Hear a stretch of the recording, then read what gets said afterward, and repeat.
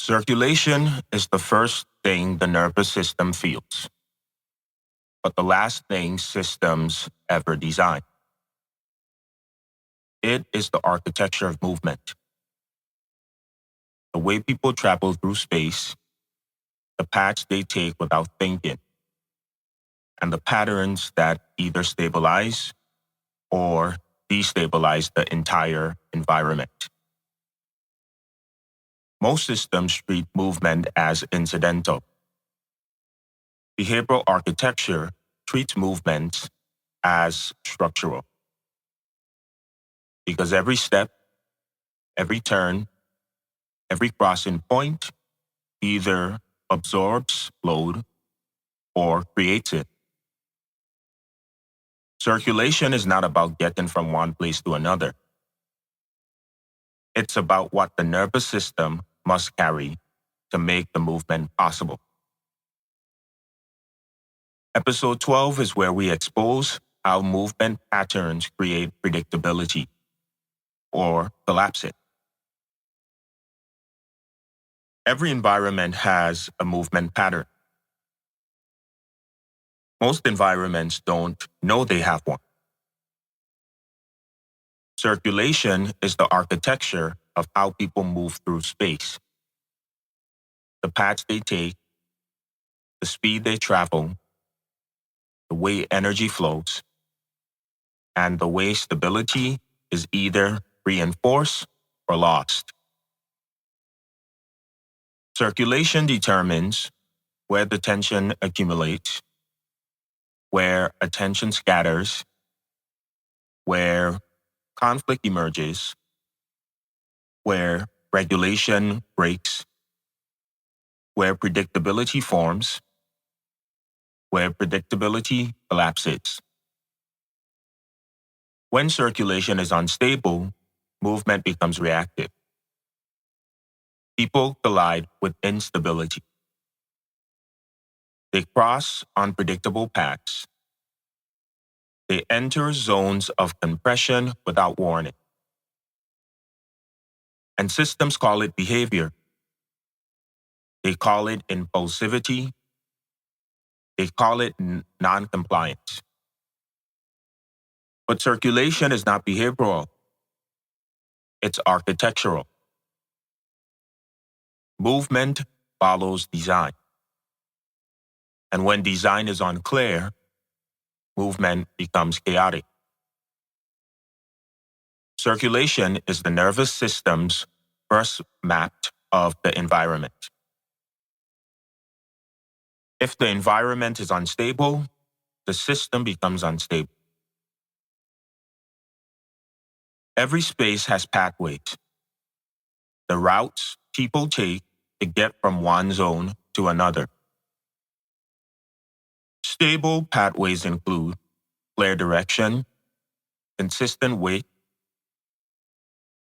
predictable flow, low sensory noise, minimal crossing points, visible destinations.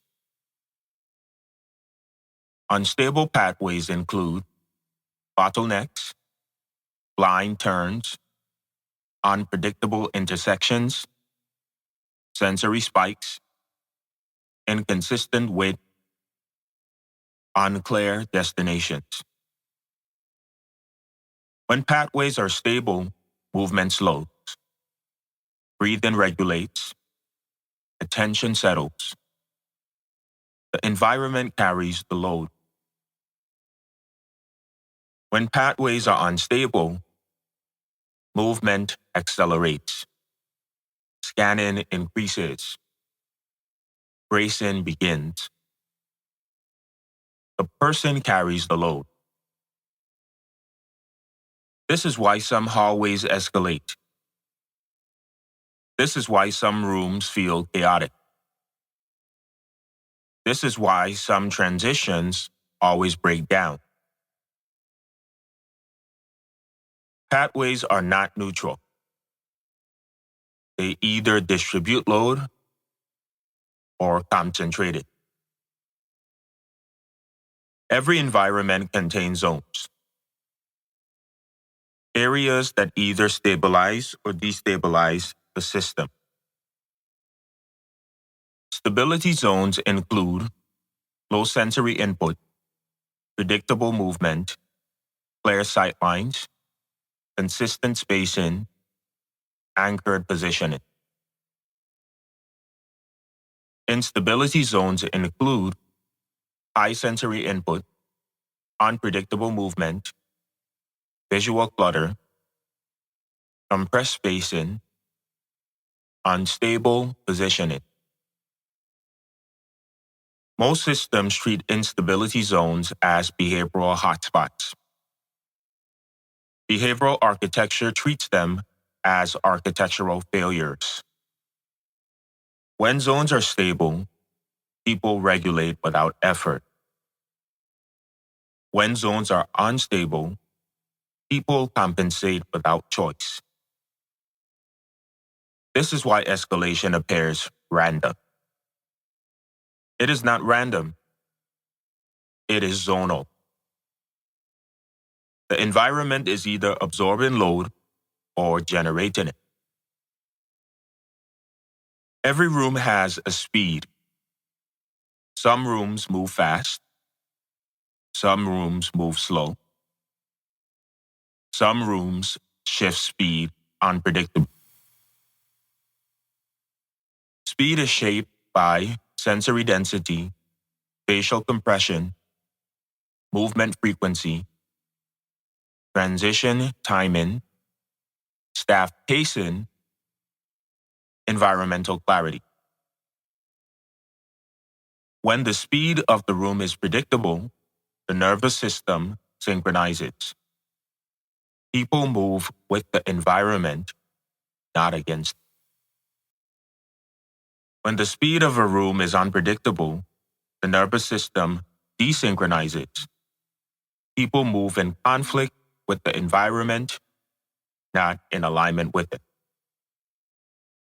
This is why some rooms feel frantic, even when nothing is happening.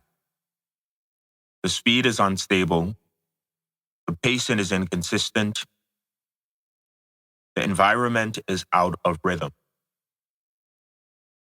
Speed is not emotional. Speed is architectural. It determines whether circulation stabilizes or destabilizes the system. Circulations spike at transitions. Every transition is a movement event. Entering, exiting, shifting tasks, changing zones, waiting, receiving direction, being absorbed, being moved. Most systems treat transitions as behavioral moments. Behavioral architecture treats them as circulation moments. If you design the flow, you stabilize the transition. If you ignore the flow, you destabilize the person. Transitions reveal the truth of circulation. They expose whether the environment is carrying the movement load or transferring it to the individual. Predictability is not created by rules. It is created by flow. Once you understand circulation, you stop asking, why do people keep escalating here? And start asking, what movement pattern is this environment creating that the nervous system cannot sustain? That shift is the beginning of architectural clarity. Because once you see circulation, you can redesign it. And once you redesign it, movement becomes predictable. Circulation makes stability structural, not effort-based, not staff-dependent, not fragile. Structural. In episode 13, we move into compatibility. The degree to which an environment supports the the behavior it requires. Because circulation is the flow, compatibility is the fit, and together they determine whether a system stabilizes or collapses under its own weight. This is the Behavioral Architecture Institute, and this is the discipline built on one truth. Behavior is not the starting point. Design is.